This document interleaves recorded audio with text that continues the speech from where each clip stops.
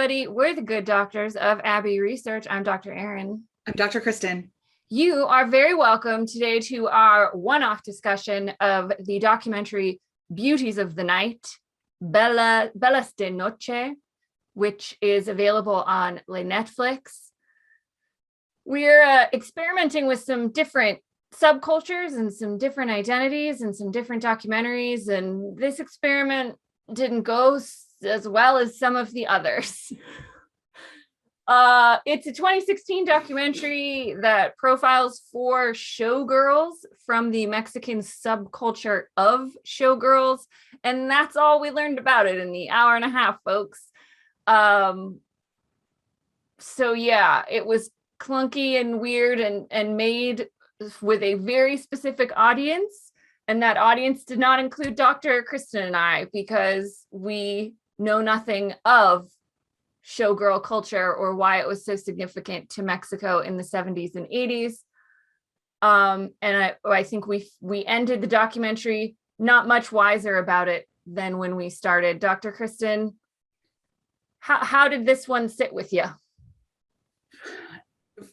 For me, it was a shame that there wasn't even just a couple moments of a historian giving us some context, because I think the bones of it can be really lovely, which is holding space for this conversation about aging and fame, and what it can be and how we can unpack those things. I just needed to know a couple quick things first. Like I needed to understand if the showgirl culture is still happening. I needed to understand if it was, happening before the 60s. Even the dates of these performances that we were watching would have been helpful.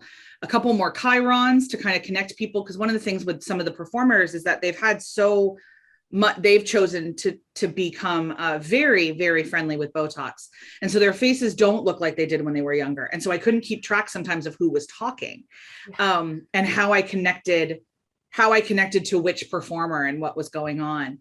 And as much as I did the poignancy of the reflections of the current age women, I was more sociologically fascinated with the archival footage. Yeah.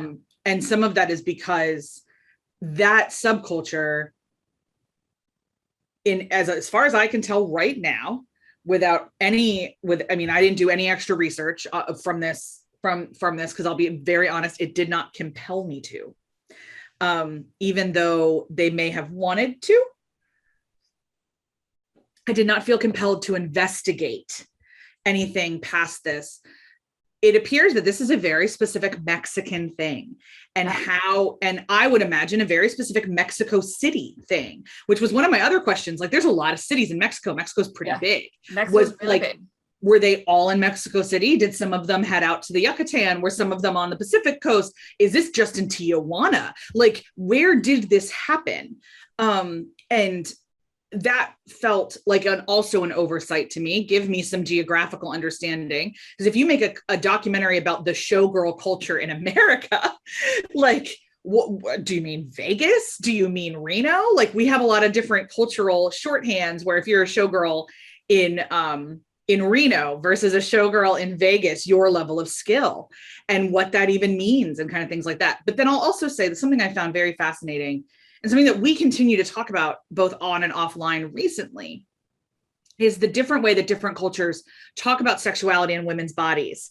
Yeah. And the fact that at some point in Mexican history, even if it was in one city for a day, I don't even know, showgirls were talked about as artists. Yeah. Who deserved that title and even respect on a level, is not something that, as I look at the history of Las Vegas showgirls, that was ever part of the American narrative of showgirls. Mm-hmm. And so, like, my brain kind of stopped there, and this is like 2 minutes into the documentary, and I was like, oh, can we park there for a little while? And then no, we just kept going. I was like, can you tell me more about this? No, we're just gonna keep going. So it was a lot of unanswered questions for me. So an unsatisfying artistic watch, from a narrative perspective. But I will say the women themselves were fascinating. Yeah. And there was a couple of conversations about what bodies do as they age and how you wrestle with that when you made a living on your body. That was eminently fascinating. I just would have liked more context for them. Yeah, I definitely agree with all of that. The parts that it kind of sucked me back in were the reflections on aging and bodies, and how they're, older women are perceived in parts of Mexican culture, and how they feel about themselves and their sex drive and their appearance, and all of that stuff was interesting, but it jumped around between the ladies too much. And so, I mean, I do feel like I learned a little bit about maybe showgirl culture, in that, like, I was just like, to be brutally honest, folks, like, it was totally normal for them to be topless on television.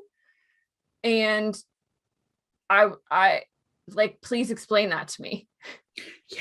That is not the culture I come and from. not just topless, fully naked, or fully naked sometimes. And like, that was the other part that was confusing to me, is because some of them did films. Yeah. Some of them looked like pornographic films, yes. but some of them didn't.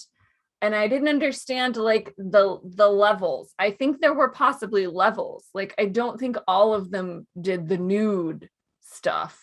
Yeah, I'd imagine. Nude. And like, but I was like, so are you showing me all showgirl performances, or are you showing me that some of them ventured into like pornography or like sex films? I don't know. There was the context left me with many more questions. But yeah, I stopped for a second the first time, and they were just like, oh yeah, and they had to be these like talented women. They had to sing, they had to play an instrument. It was like a variety show with one performer and her tits out. Like, it was just something else. I was prompted to do a little bit more Google searching, but I haven't yet, which probably tells you my level of commitment. I was like, oh, I should look this up, and then I don't remember. So I'm probably on the same page as Dr. Kristen with that, in terms of like, if I come across a long form article sometime, I'll be like, oh, I once learned about Mexican showgirls. Maybe I'll read it.